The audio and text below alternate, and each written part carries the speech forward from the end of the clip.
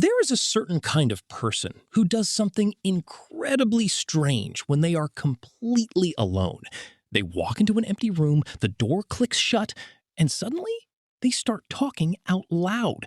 Not a whisper, not a passing thought, but full articulated sentences. Be honest. Have you ever caught yourself pacing across your bedroom floor, actively arguing with an invisible opponent? Or maybe you're driving alone, rehashing a conversation from 3 years ago, defending yourself out loud to an empty passenger seat? If someone walked in on you at that exact moment, your heart would drop. You'd freeze, feel an intense wave of embarrassment, and quickly laugh it off. Deep down, you carry a quiet guilt. You think you're weird. You wonder if you're losing your mind. But here is the extreme truth. You are not crazy. Welcome back. It is Vin again, and today we are going to break down the psychology of why this happens. Because talking to yourself isn't a sign of mental weakness. It is actually a savage survival mechanism of a highly active brain. To understand why you do this, we have to look at what home and silence actually do to your nervous system. For many people, talking out loud to themselves is a direct response to a hyper-isolated childhood or deeply rooted emotional trauma. Think back to when you were young. If you grew up as an only child or in an emotionally distant household where your voice was consistently ignored, minimized, or shut down, your brain had to adapt. When the people around you fail to provide a safe space to process your reality, your brain takes matters into its own hands.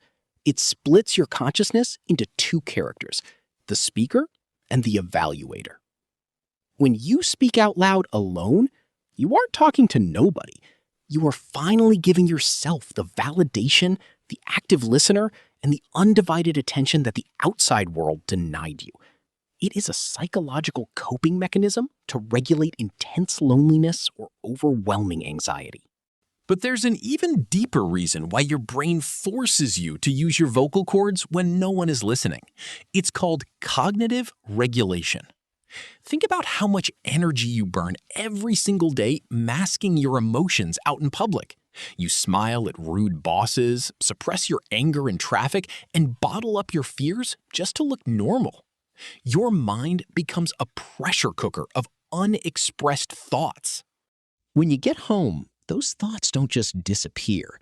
They turn into a chaotic storm inside your head. And thoughts inside the mind are slippery. They loop, they distort, and they lie to you. By speaking them out loud, you are forcing that chaotic mental fog to pass through the physical filter of your voice. The moment a thought becomes a sound wave, it loses its power to terrify you. You are literally pulling the chaos out of your soul, putting it on the table in front of you, and organizing it. You aren't crazy. You are conducting maintenance on your own sanity. So, how do we use this knowledge immediately to change your daily life? Instead of fighting this habit or feeling ashamed of it, you need to weaponize it. The next time you catch yourself spiraling into a stressful out loud monologue, don't stop talking. Just change how you talk to yourself. Psychologists have proven that talking to yourself using the first person, saying, "Why am I so stressed?"